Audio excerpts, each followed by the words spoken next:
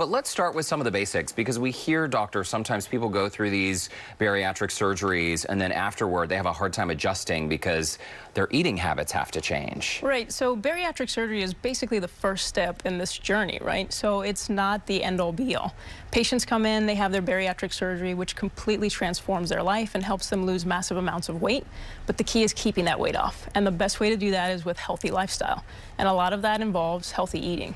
Absolutely. And I would imagine even before the surgery, doctor, there's a lot of consultation before you get to that point where you're talking to that patient and really getting to know them, right? Definitely. Getting to know their habits, getting to know kind of their, I guess, challenges and what things can be most helpful for them, and teaching them how to better eat and better sustain that weight loss long term. The New Start program is all about this comprehensive approach. And as you said, I think it's a very important takeaway. The surgery is just one component of this very large game plan, essentially. Definitely. So, I mean, it's a multidisciplinary approach to treating the disease of obesity. We have in our clinic a psychologist, we have a dietitian, we do support groups in clinic, we take our patients out to the shopping center and teach them how they should be shopping for healthy food.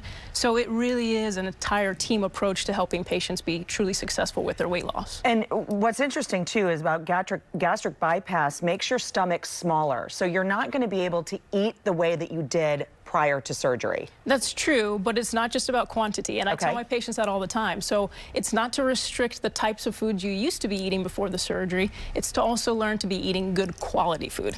Okay, and we're going to get through some of these like step-by-step suggestions, the advice that you have, doctor. But Misty, let's talk a little bit about your story. I thought it was a misprint on my card when I read that your highest weight was 418 pounds. Yes.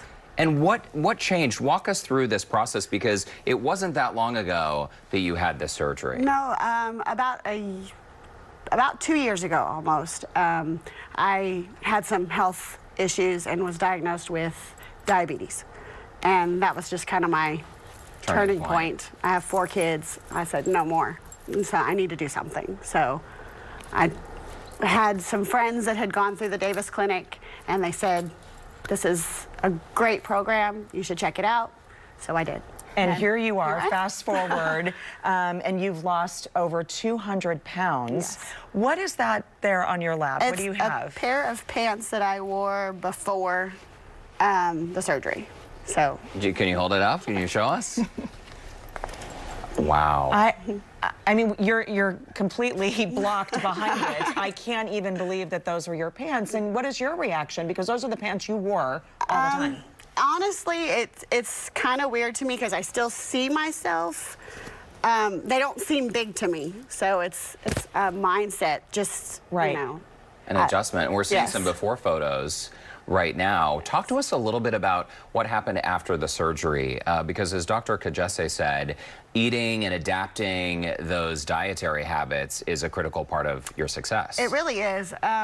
For me, it's there are certain foods that I know that I can eat, that I'm comfortable with, and certain foods that I stay away from. Like I eat a lot of the meats that I do eat is fish and chicken. Stay away from pork. Absolutely not any pork. And beef, fatter, fattier foods.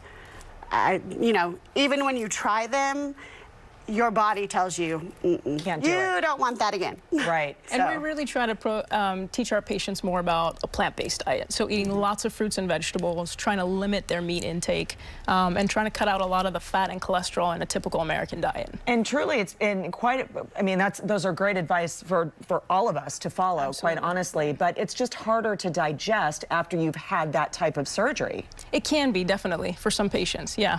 But again, trying to get that good quality food. So wholesome, plant-based just learning how to eat again, right? It really is. And for me, it's more, I don't really want the yuck stuff. My body doesn't crave that anymore. Like I can eat grapes or apples, and the sugary stuff I don't even want it anymore. So, which is great.